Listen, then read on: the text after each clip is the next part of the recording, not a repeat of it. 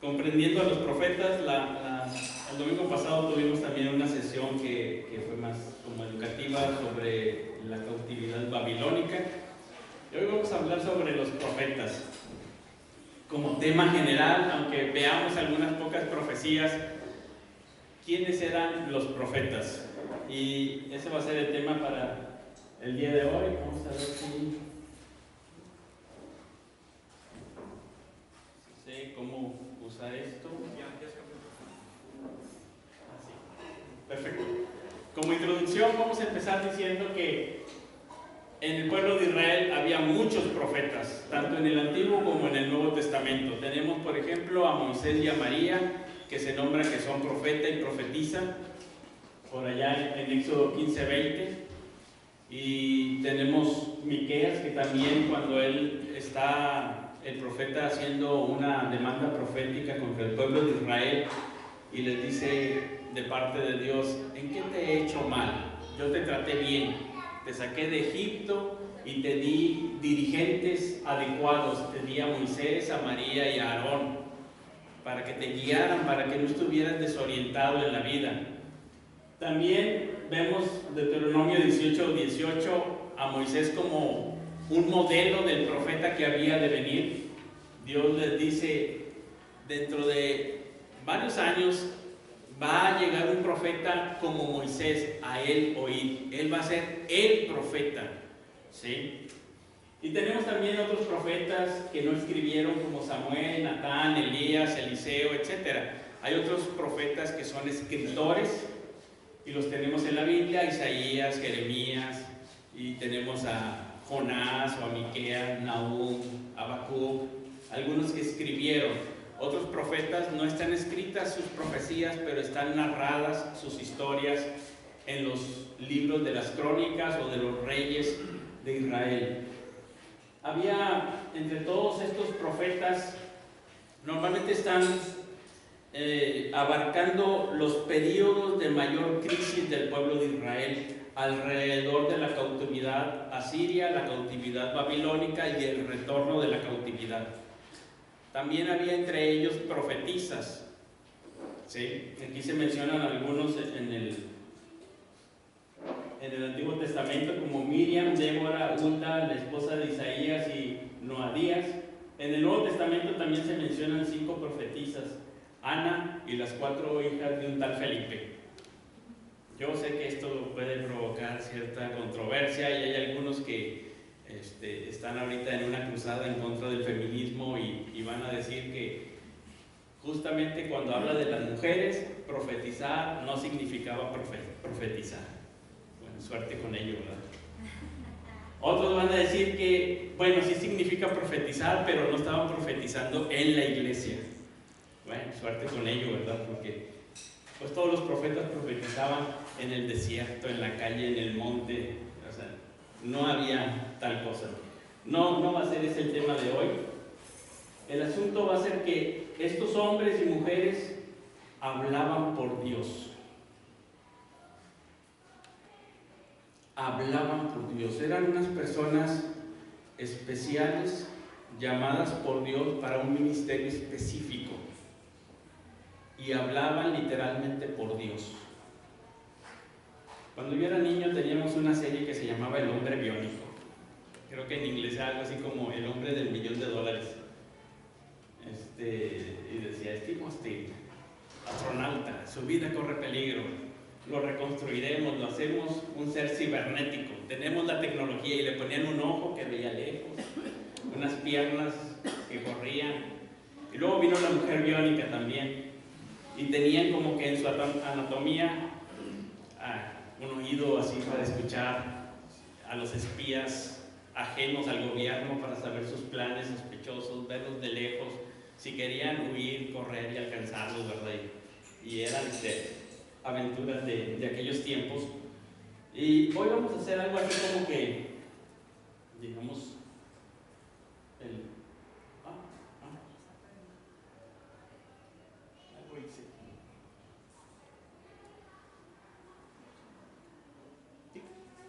la anatomía de un profeta. No es el profeta biónico o nuclear o lo que quieran.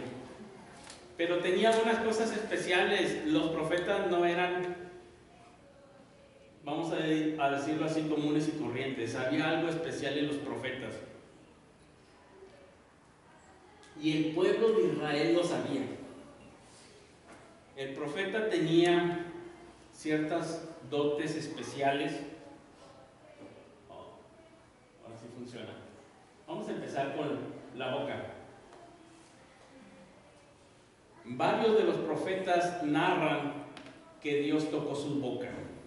Algunos tocó su lengua. Y ellos literalmente hablaban palabra de Dios.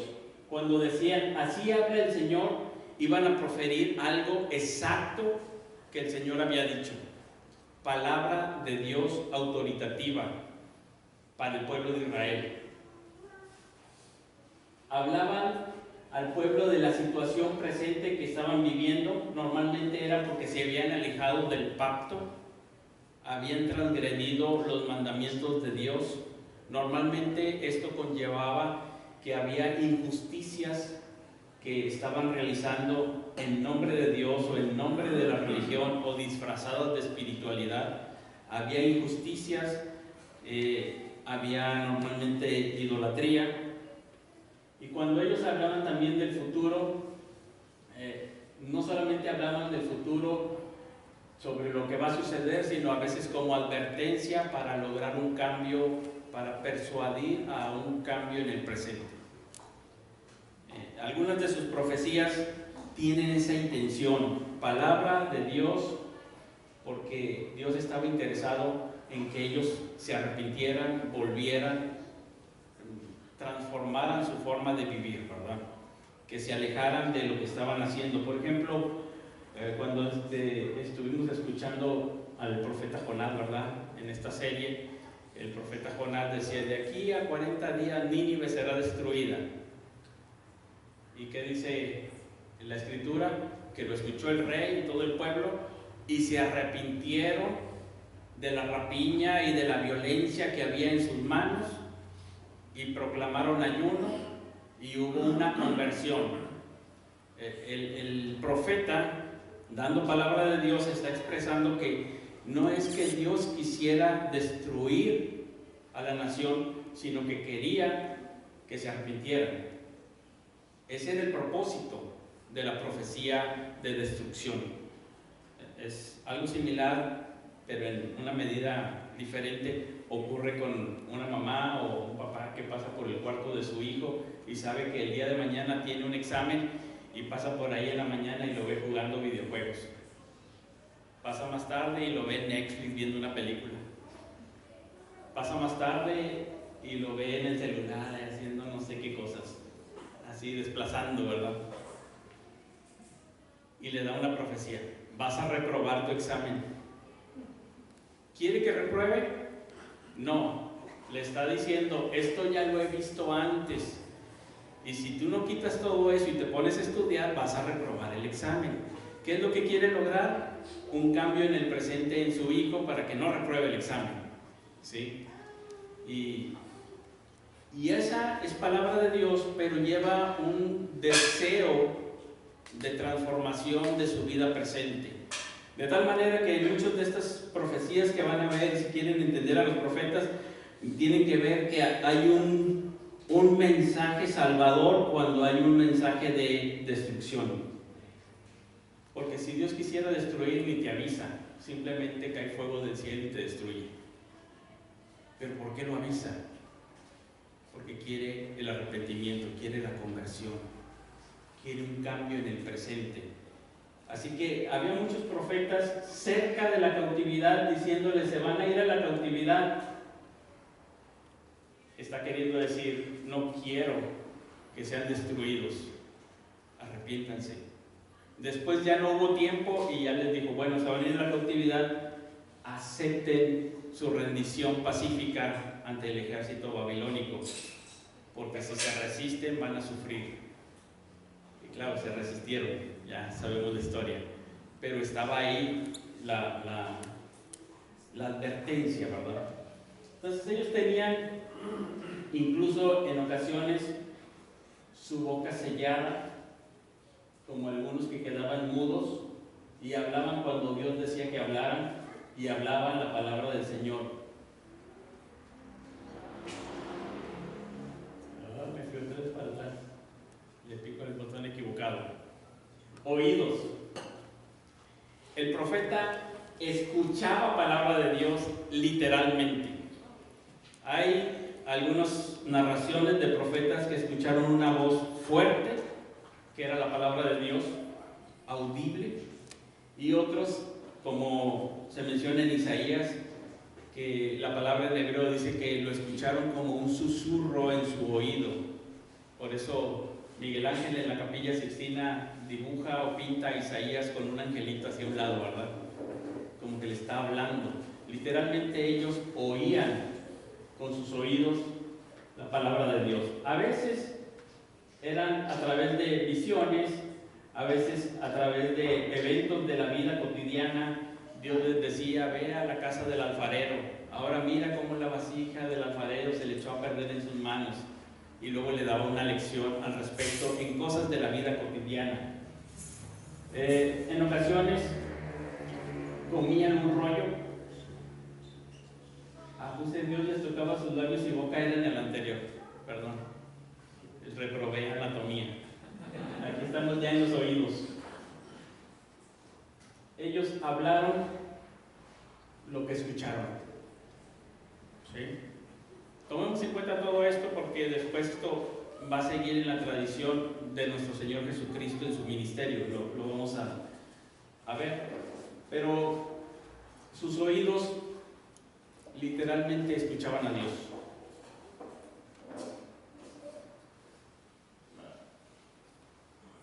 Sus ojos, en algunos pasajes se les llama videntes. Ellos estaban viendo diferente, ellos estaban viendo desde la perspectiva de Dios. Y tenemos ahí personas como, ahí en 1 Samuel 9, no sé si recuerdan este pasaje, que a Saúl y a su familia se les perdió unas asnas, ¿verdad? Y todo fue para que luego fuera ungido como rey. Pero cuando él no encuentra las asnas, ya lo ungieron como rey. Él las andaba buscando, un varón esforzado y valeroso. Cuando ya no lo encontraban, le dijo a su sirviente: ¿sabes qué? Aquí hay un vidente, un profeta de Dios. Vamos a ver qué nos dice ese vidente. Y entonces van con él. Dice, vamos a primer libro de Samuel, capítulo 9.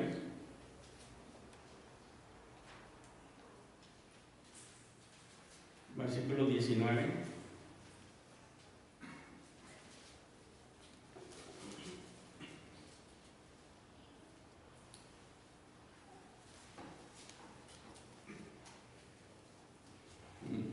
Bueno, vamos a irnos un poquito más delante mejor, porque descienden a esperar palabra de Dios después de ver a Samuel y después de que lo unge.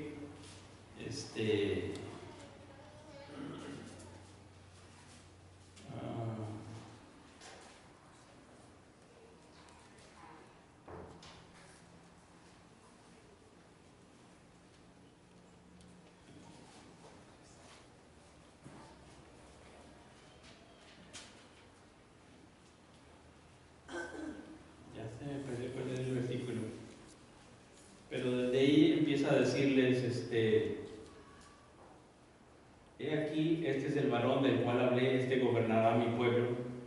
Acercándose pues Saúl a Samuel en medio de la puerta, le dijo: te ruego que me enseñes dónde está la casa del vidente. Ahí estoy en el versículo 18, 1 Samuel 9, 18. Y Samuel respondió a Saúl diciendo: yo soy el vidente. Sube delante de mí al lugar alto y come hoy conmigo, y por la mañana te despacharé y te descubriré todo lo que está en tu corazón. Y de las asnas que se te perdieron hace ya 3 días, pierde cuidado de ellas, porque se han hallado. Mas ¿para qué? ¿Para quién es todo lo que hay codiciable en Israel, sino para ti? Y etcétera. Lo va a ungir como rey, pero le dice, ya encontraron las asnas, fueron, y él, ¿cómo sabía si no le había platicado, verdad? Simplemente era el vidente. Él sabe lo que había ocurrido. Y después de ungirlo como rey, dice, ya vete a tu casa, ya tu papá está más preocupado que tú no llegas, que de las asnas ya las tienen allá, ¿verdad? ¿Cómo lo vio? Él estaba viendo otra cosa, ¿verdad? Tiene unos ojos diferentes. Y veía la mano de Dios en acción en todo lo que estaba sucediendo en ese tiempo y hacia el futuro. Tenemos ahí una historia de Segundo de Reyes 6, donde están rodeados, ahí ya es con Eliseo, están rodeados de un ejército enemigo. Ocurrió que el ejército enemigo, el ejército sirio, estaba ahí planeando emboscadas contra el rey de Israel, y de repente le ponían una emboscada y no, se fue por otro camino, y le ponían otra emboscada, se fue por otro camino, y el rey dijo, ¿quién es el traidor? Alguien le está diciendo al rey de Israel dónde estoy poniendo las emboscadas, y por eso no lo atrapamos. Y alguien dice, no mi señor, es que allá tienen un profeta, un vidente, y él escucha lo que usted habla en la cámara más secreta, y le dice al rey, no te vayas por ahí porque hay una emboscada, no te vayas por aquí, está la emboscada. Y entonces decía, tráiganme a ese profeta, y manda su ejército. Militarmente esa nación era más poderosa que Israel, así que mandan al ejército, dicen, el vidente está en tal ciudad, y rodean las murallas. Y viene el sirviente de Eliseo y le dice, mi señor, nos tienen rodeados. Dice, ¿nos tienen rodeados? ¿En serio nos tienen rodeados? ¿Y qué dice ahí? Segundo libro de Reyes 6. ¿Qué es lo que estaba viendo Eliseo? Que él está muy tranquilo. Y se levantó de mañana y salió el que servía al varón de Dios, y aquí el ejército que tenía sitiada la ciudad con gente de a caballo y carros. Entonces su criado le dijo, Señor mío, ¿qué haremos? Él le dijo, no tengan miedo, porque más son los que están con nosotros que los que están con ellos. Y oró Eliseo y dijo, te ruego, oh Jehová, que abra los ojos, que abra sus ojos para que vea. Entonces Jehová abrió los ojos del criado y miró, y aquí que el monte estaba lleno de gente de a caballo y de carros de fuego alrededor de Eliseo. Y ella dice, no, pues sí, están más con nosotros que con ellos. Él no estaba viendo lo que el profeta veía. El profeta tenía una visión diferente de las cosas, y cuando él veía, el sirviente veía ejércitos, él estaba viendo ángeles protectores, ¿verdad? Un ejército de ángeles que eran invisibles para el sirviente, pero para el profeta no. El profeta estaba viendo desde otra perspectiva. Y normalmente así encontramos a todos los profetas viendo los acontecimientos de la vida de manera diferente. Aquí en Isaías capítulo 7 hay un ejército asirio que estaba arrasando con todas las naciones de del Medio Oriente, y estaba conquistando todas las naciones, y cuando va a llegar con ellos, el profeta Isaías le dice, no tengan miedo, rey, ese ejército se va a ir. La Virgen va a concebir un hijo, y cuando ese niño aprenda a comer papillas, ese ejército ya va a ser desbaratado. Y cuando el niño aprenda a decir como un niño que anda por aquí diciendo cosas, ese rey va a morir. Él estaba viendo otra cosa, y le llamaron Emmanuel, Dios con nosotros. La presa se precipita, el rey va a morir. Y exactamente ese rey escucha rumores de guerra en su reino. Mientras él está haciendo la guerra acá, expandiendo su territorio, allá hay rumores de guerra, y ya no conquista a la nación, y se regresa. Y cuando se regresa, salva el reino, pero mientras está adorando en el templo, alguien a traición lo mata, a uno de sus mismos compañeros. Y se cumplió, como dijo el profeta, dijo: aquí está la mano de Dios, Dios con nosotros, no temas, Emmanuel. Ese bebé ha nacido con esperanza para nosotros, en medio de un momento de temor. ¿Qué veía el rey? Veía el ejército asirio, un ejército imponente. Era el imperio que venía en su vida, en su tiempo, ¿verdad? Era el imperio mundial. Y de repente ya no estaba. Y el bebé estaba comiendo papilla y estaba balbuceando sus primeras palabras, que era un juego de palabras para decir que así hablaban los asirios, un idioma extranjero, balbuceando, bla, bla, bla, no le entiendo nada que dijo, está en asirio, diríamos hoy en día está en chino. Es una forma de decir no se entiende, así como el bebé empezó a hablar. En fin, ellos tenían una visión diferente. Entonces teníamos que su boca hablaba la palabra de Dios, sus oídos oían a Dios, sus ojos veían las cosas desde la perspectiva de Dios. A ver si llama en latín. Cabeza. Sin embargo, ellos tenían su propia mente. No eran solamente como títeres entrados en trance y hablaban en trance. No, cada uno expresaba su profecía desde su propio estilo literario, por decirlo, desde su propia perspectiva teológica. Ellos eran pensadores realmente. Eran pensadores y analizaban la situación del pueblo.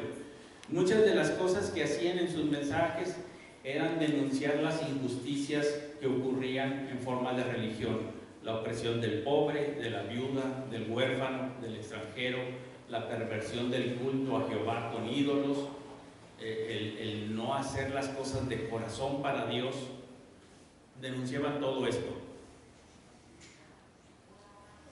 No siempre andaban denunciando las injusticias de la vida allá afuera, que hay muchas. Y si nos ponemos a denunciarlas, hay muchas cosas que denunciar allá afuera. Estaban denunciando lo que ocurre, digámoslo hoy, adentro de la iglesia. Las injusticias que ocurren adentro de la iglesia. Eso es lo que estaban denunciando. Y normalmente lo hacían como pensadores profundos desde una perspectiva teológica. Normalmente ellos tenían su teología centrada en el Pentateuco, en la Torá, en los primeros 5 libros de la Biblia. De ahí tomaban todas sus referencias teológicas, y si se apartaba alguien de eso, eso es lo que denunciaban. Fuera rey, fuera príncipe, fuera sacerdote, eran los profetas como unos tipos valientes que no les importaba el rango opuesto de las personas, hablaban directo, ¿sí? No veían si tú eres gobernante o eres príncipe o eres rico, y si tú eres poderoso o eres sacerdote. Ellos daban por igual a todos su mensaje, ¿verdad? Pero lo hacían con su propia característica, a veces con poesía, a veces con una escritura más refinada y a veces con una escritura muy sencilla, ¿sí? Había profetas que habían sido campesinos, pero otros habían sido sacerdotes o estaban en el palacio, pero otros eran gente común, ¿verdad? Campesinos normales o pastores. Ahora, en su corazón, ya pasamos de la cabeza ahora al corazón. En nuestro sentido vamos a decir que esos son los sentimientos. Ellos sentían lo que Dios sentía.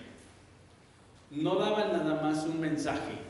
Ellos realmente estaban involucrados pasionalmente, sentían lo que Dios sentía. Lloraban cuando daban su mensaje, o estaban tristes, o se enojaban, verdaderamente se enojaban cuando estaban haciendo las injusticias, y se ponían realmente furiosos. A veces se ponían con mucho dolor, les dolía ahí en su corazón, y ustedes van a ver a esos profetas que van dando un mensaje totalmente apasionado, nunca es desasociado, ¿sí? Cuando Ezequiel, por ejemplo, está con los cautivos junto al río, dice que sentía tanto la amargura que se quedó 2 semanas sin hablar. Ahí estaba callado, aturdido, lo sentía realmente. Jeremías, cuando ve la destrucción de Jerusalén, escribe todas las lamentaciones poéticamente, lamentando la muerte de la nación y llorando y diciendo: oh, que mis ojos lloraran ríos y ríos por la hija de mi pueblo, porque ha sido destruida, porque se ha perdido su hermosura, su belleza, porque ahora es una guarida de chacales, nido de avestruces, los muertos están por todas partes. Y le dolía y lloraba y lloraba. Y eso que ese pueblo se opuso a él. Él pudo haberse alegrado. Él les advirtió, les dijo, y cada vez que les advertía lo golpeaban, lo maltrataban, lo tiraban en una cisterna, le hacían de todo al pobre Jeremías. Cuando ellos fueron destruidos, bien Jeremías pudo haber dicho: lero, lero, se los dije, yo se los dije, ahí está, ahí está, ahí está. Y no hace eso, siente profundamente el dolor y la tristeza, que llora. Llora como si se le hubiera muerto su hijo o su madre. Llora por todo Israel, y ahí están las lamentaciones, llorando, porque era una tragedia. No se limitaban solamente a pensar, no se limitaban solamente a hablar. Ellos lo sentían con toda su pasión: amor, enojo, compasión, dolor. Algunos incluso dicen que, como Jeremías, que comió el rollo y dice: y me amargó el vientre, porque Dios le dijo a Jeremías: vas a predicar un mensaje de destrucción, te he puesto para derribar, para arrancar las plantas, y después vas a edificar y a plantar. Jeremías tuvo un ministerio muy largo desde niño, y a él le tocó vivir previo, los últimos 3 reyes o 4 previo, fueron muy rápidos estos reyes, no gobernaron por mucho tiempo, previo a la destrucción, y luego los que se quedaron después de la destrucción, y luego todavía con los que se quedaron les dijo: no se vayan a Egipto.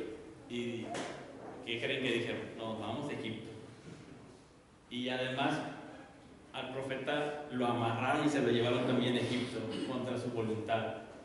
No solamente no le hacían caso, sino que hasta lo violentaban para llevárselo. Dices que en Egipto nos va a ir mal, pues te vamos a llevar también a ti.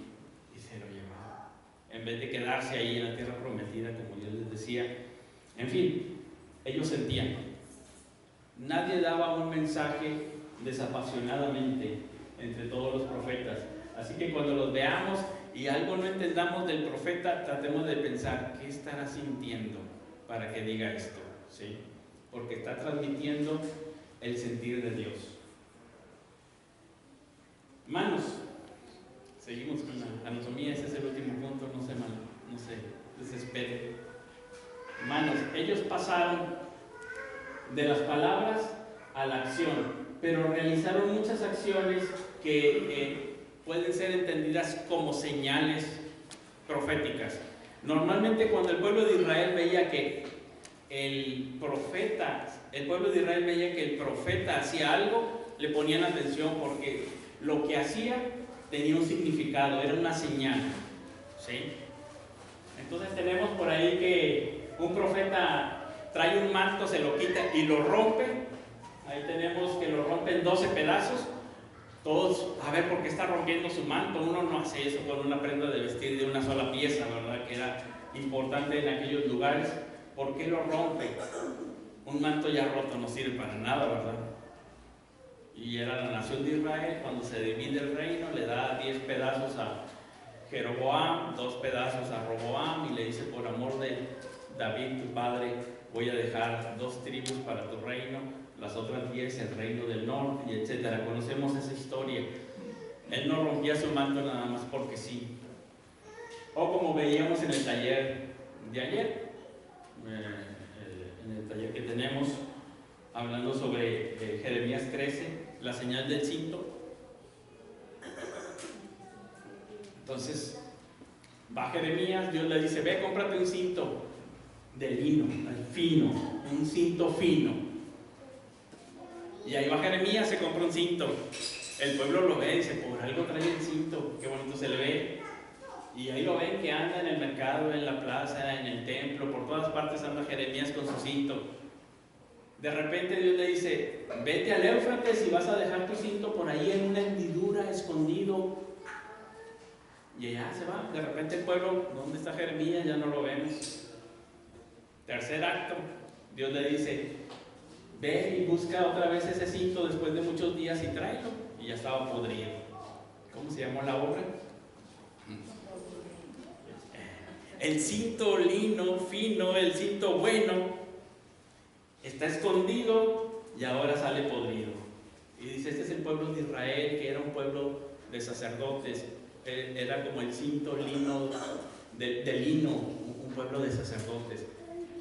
Además era algo que yo compré, los compré en Egipto, al precio de la sangre del cordero. Yo los compré como mi pueblo. Y además era un pueblo cercano a mí, como el cinto está fajado, cercano a mí. Dice, era el pueblo de honra. El cinto tenía que ver también con la honra del hombre que lo portaba, ¿verdad? Con el honor. Ese era mi pueblo, fino, comprado, de honor, de gloria, cercano a mí. Y se va al Éufrates, la cautividad, el aprieto, la humedad. En ese lugar se pudre. Dice, así yo los voy a llevar a la cautividad y haré podrir su soberbia, su mucha soberbia, sus ídolos, y quiero regresarlos a mí. Pero ese cinto podrido para nada sirve, pueblo de Israel, su soberbia para nada sirve, etc. Y les da un mensaje. Pero ellos pasaban de un mensaje solamente hablado a un mensaje actuado, ¿sí? No se les iba a olvidar el cinto de Jeremías y cómo se le ocurrió no cuidar bien su cinto y cómo se pudrió. Uno no hace eso con un cinto, ¿verdad? Uno tiene más cuidado. Y en otra ocasión Jeremías se pone un yugo. Ya lo vimos hace muchos años. De repente aparece con un yugo aquí de buey, un yugo de madera, y ahí va caminando Jeremías. ¿Y qué pasó, Jeremías? Pues es que tienen que someterse al rey Nabucodonosor, al rey de Babilonia. Pónganse el yugo y vayan solitos a la cautividad. Ríndanse. Y que viene un profeta falso y lo quiebra. Dice, no, ¿qué vamos a ir? Así vamos a quebrar el yugo de Babilonia. Dice, Dios te va a dar un yugo de hierro que no podrás quebrar. Pensémoslo, porque después Jesús va a usar esa imagen del yugo fácil y ligero, va a seguir la misma línea de los profetas. Pero muchos profetas no solamente hablaron, sino se fueron a la acción y usaron sus manos. Y tenemos que entender que cada acción que realizaban tenía un mensaje. Así que hizo algo el profeta, pregúntale por qué. Siempre iban a preguntarle, ¿por qué hiciste esto, profeta? Y él iba a dar la lección. El mensaje de parte de Dios. Ahora pensemos en la anatomía de el profeta, no de un profeta cualquiera genérico del Antiguo Testamento, sino de nuestro Señor Jesucristo como el profeta. Pensemos cuando Él dijo, porque yo no hablo por mi propia cuenta, sino que lo que oigo hablar a mi Padre, eso hablo. No hablo por mi propia cuenta. Está hablando como un profeta. Dice, esto es palabra de Dios. Y de pronto va a decir, no dice a veces, así dice Jehová, pero te va a decir, de cierto os digo, el que oye mi palabra y cree al que me envió, tiene vida eterna. Esa es palabra de Dios, real, directa, escuchada por Cristo y dada de su boca como profeta a nosotros. El que cree en mí tiene vida eterna y no vendrá condenación, mas ha pasado de muerte a vida. Imagínate, Dios mismo lo dijo y el Señor Jesucristo lo oye y lo habla con sus labios. Lo está diciendo como profeta. Y le duele en el corazón también la actitud del pueblo. Poco antes de entrar a Jerusalén, la ve de lejos y dice, Jerusalén, Jerusalén, y llora por ella. Apedreas a los profetas, matas a cuantos te son enviados. ¿Cuántas veces quise yo juntarte como la gallina junta sus polluelos debajo de sus alas y no quisiste? Y llora por Jerusalén. Y se enfurece Y cuando está volcando las mesas y dando de latigazos a los cambistas y a los que no está nada más volcando mesas. Su acción es una señal, tiene una interpretación.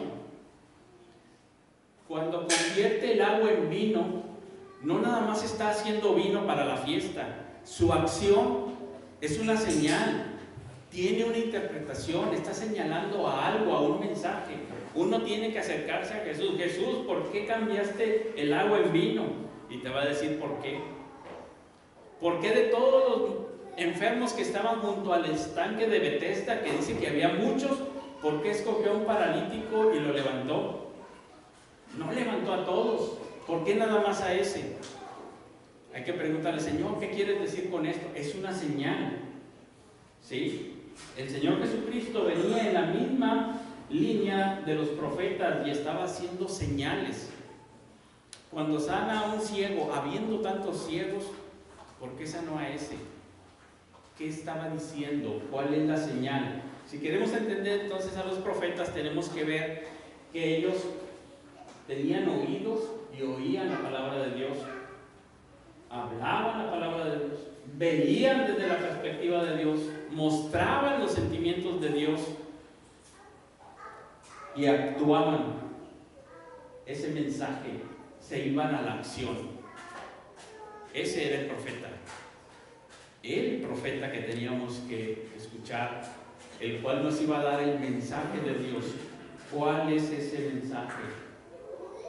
Dice ahí en el libro de Hechos, capítulo 3, cuando ya los apóstoles están hablando con aquellos, al pueblo de Israel y los dirigentes religiosos de aquel tiempo que habían matado a Jesús. Y fíjense lo que les dice. Perdón. Este es Hechos. El otro era la confesión Ligonier sobre cristología. Creo que es el artículo 23. Déjenme de una vez lo leo. Afirmaciones y negaciones sobre cristología, Cristo como profeta. Afirmamos que como el supremo profeta de Dios, Jesucristo fue tanto el sujeto como el objeto de la profecía. Él habló y de él hablaba. Afirmamos que Jesucristo reveló y proclamó la voluntad de Dios, profetizó sucesos futuros y es en sí mismo el cumplimiento de las promesas de Dios. Negaciones. Negamos que Jesús haya pronunciado una profecía falsa o que haya fallado o vaya a fallar en el cumplimiento de todas las profecías que conciernen a Él. Esto creemos.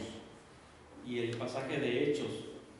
Mas ahora, hermanos, sé que por ignorancia lo habéis hecho, como también vuestros gobernantes, pero Dios ha cumplido lo que había antes anunciado por boca de todos sus profetas, que Cristo había de padecer, así que arrepentíos y convertíos para que sean borrados vuestros pecados, para que vengan de la presencia del Señor tiempos de refrigerio, y Él envía a Jesucristo que os fue antes anunciado, a quien de cierto es necesario que el cielo reciba hasta los tiempos de la restauración de todas las cosas, de que habló Dios por boca de sus santos profetas, que han sido desde tiempo antiguo, porque Moisés dijo a los padres: el Señor vuestro Dios os levantará profeta de entre vosotros, de entre vuestros hermanos, como a mí.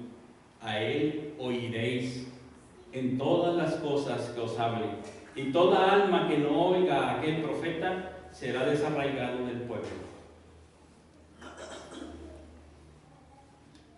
¿Cuál era el mensaje? Arrepiéntanse. Hay salvación en Jesucristo. Este era el mensaje de los profetas en el Antiguo Testamento: no vayan a la cautividad, hay salvación, arrepiéntanse. Y ese es el mensaje para ti y para mí dado por Jesucristo. En Hebreos nos dice que Dios, habiendo hablado muchas veces y de muchas maneras en otro tiempo a los padres por los profetas, en estos postreros días nos ha hablado a través del Hijo. A través del Hijo nos habla que hay perdón de pecados para ti y para mí.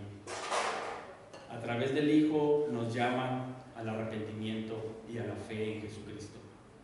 A través de Él nos dice que hay una vida nueva que Él nos ofrece gracias a la obra de Cristo en la cruz del Calvario. Él como profeta nos da ese mensaje de parte de Dios y lo lleva a cabo y muere en la cruz del Calvario llevando nuestros pecados, el tuyo y el mío, el de todos nosotros, para que nosotros pongamos nuestra fe en Él. Así que arrepentíos, a Él oíd, y todo el que no lo escuche será desarraigado. Ahí están las palabras de santos profetas, donde Dios estaba llevando a cabo su maravilloso plan de redención a través de todas las edades. Y en Jesucristo es la cúspide, la culminación hacia donde apuntaba todos los ministerios proféticos en la historia de la nación de Israel. Apuntaban a Cristo. Tenemos que ver hacia Él, y en cierto sentido, aunque más limitado, la iglesia tiene también un ministerio profético. Estamos llamados a escuchar ya no la voz de Dios audible, sino a través de su palabra, en la lectura de la palabra, en el estudio de la palabra, en escudriñar la palabra. Cada vez que una persona predica la palabra, tenemos que ver, leyó la palabra de Dios, eso es palabra de Dios. La explicación es su intento por entender lo que dice la palabra de Dios. Pero esto es palabra de Dios. Como los bereanos que escuchaban a Pablo y decían, vamos a verlo en la Escritura, a ver si esto es real. Tenemos un ministerio de proclamación de la palabra de Dios. Nuestras bocas deben de ser como boca de profeta, que podamos nosotros llevar hasta el extremo el mensaje esencial de la gracia de Dios, que hay salvación en Jesucristo, que en Él hay perdón de pecados. Y a veces hay que ir a la acción, ¿verdad? Y con el corazón puesto. Nos dice ahí la Escritura que el amor de Cristo nos constriñe de tal manera que ahora hasta rogamos, por favor, reconciliaos con Dios. No es solamente un mensaje dado, no es solamente algo insensible, sino es algo pasional, donde la persona involucrada en todo su ser, con mente, con corazón, va y da un mensaje de reconciliación en Cristo. Así que somos embajadores en nombre de Cristo, rogando como si Dios rogase, reconciliados con Dios. Somos llamados a hacer un ministerio en cierto sentido profético, en el sentido de llevar el mensaje de Dios, de poder decir, esto es lo que Dios dice y esto es palabra de Dios. Este es el evangelio de la salvación que hay en Jesucristo. No seremos todos como en el Antiguo Testamento, unos eran muy finos, como que estaban en el templo, como Ezequiel o Daniel o Isaías, y otros a lo mejor eran como muy salvajes, como Elías, o como Juan el Bautista, que parecían así muy rudos. Pues a lo mejor nosotros no somos ni muchos nobles ni muchos sabios, pero dice, aunque seamos como lo rudo del mundo, como lo insensato del mundo, Dios nos ha elegido para que llevemos un mensaje. No somos lo más especial del mundo, pero dice, a Dios le ha placido llevar así su mensaje de salvación, seguir llevando a cabo su eterno plan de redención, para que las personas vengan a la comunión en Jesucristo, para que ellos conozcan el Evangelio, sean salvos y tengan comunión unos con otros y con el Padre y con el Hijo en la comunión del Espíritu. Aquí hay una transformación, es más como una lección. Si quieren saber más sobre cómo trabajar o entender los escritos de los profetas, hay un taller que ahorita está trabajando en Isaías 55 o algo así. ¿Alguien está del taller que recuerde cuál fue la tarea? Ahí lo explicamos más claramente y creo que puede ser muy provechoso. Pero mientras, este es como un esbozo de lo que era un profeta. No era ni siquiera elección de ellos. Cuando le dicen a Amós, tú vete, si tú no eres profeta, o eres profeta, vete a tu tierra, y dice, no, si yo no soy profeta, yo estaba detrás del arado, detrás de los bueyes. Dios me llamó y me dijo que dijera esto y ya me voy. Yo nomás vine a decir este mensaje de parte de Dios, pero no tenían opción, eran llamados por Dios. El único que sí se quiso resistir fue Jonás, ¿verdad? Él sí dijo, no, yo no digo nada. ¿Cómo que no? Y se regresa. Y se regresa y tiene que decirlo. Y da su mensaje. El profeta no tiene otra opción. En ese sentido, el mensaje profético de la iglesia sigue siendo una gran comisión. Sigue siendo un mandato del Señor, no es elección nuestra. No podemos decir lo hacemos o no lo hacemos. Él dijo, vayan, hagan discípulos, bautícenlos, enséñenles, y yo estoy con ustedes todos los días hasta el fin del mundo. Esto es lo que tienen que hacer, y no podemos decir, manda al que debes de mandar, manda a otro. Todos los profetas se vieron en alguna medida inadecuados para la tarea. Se sintieron incompetentes, se sintieron que no debían de ser ellos los que debían de dar el mensaje, pero no había otra. Me sedujiste, oh Jehová, yo callé y quería ya no hablar en tu nombre, decía Jeremías, pero algo ardía dentro de mí, me quemaba, entonces tenía que hablar tu palabra, no pude. Fuiste más fuerte que yo y tuve que hacer exactamente lo que tú dijiste que tenía que hacer. Ese es el ministerio o llamado profético para la iglesia. En ocasiones también tiene que ver con algo de denuncia, con algo de denuncia de las injusticias en nombre de la religión. Tener cuidado de esas cosas. Sabemos de muchos casos vergonzosos, tristes, deshonrosos para nuestro Dios dentro de la iglesia misma. El llamado profético es a denunciar eso y quitarlo, arrepentirnos y volver al Señor. No puede haber abusos e injusticias dentro de la iglesia del Señor. Es parte del llamado. Oremos. Padre, gracias te damos por tu palabra, porque hoy podemos decir que tenemos la palabra profética más segura, a la cual podemos poner atención como a una antorcha que alumbra en esta oscuridad tan tenebrosa, que nos puede guiar, que nos puede llevar adelante en nuestra vida y proclamar a otros también tu palabra, tu evangelio de salvación en Jesucristo. Gracias, Dios, también por todas las cosas que has hablado con respecto al futuro. Hoy podemos decir que tenemos esperanza porque tú nos has hablado, porque tú has dicho cosas gloriosas que vienen hacia el futuro en el reino de tu amado Hijo Jesucristo. Y Señor, esperamos su regreso en el nombre de Jesucristo. Amén.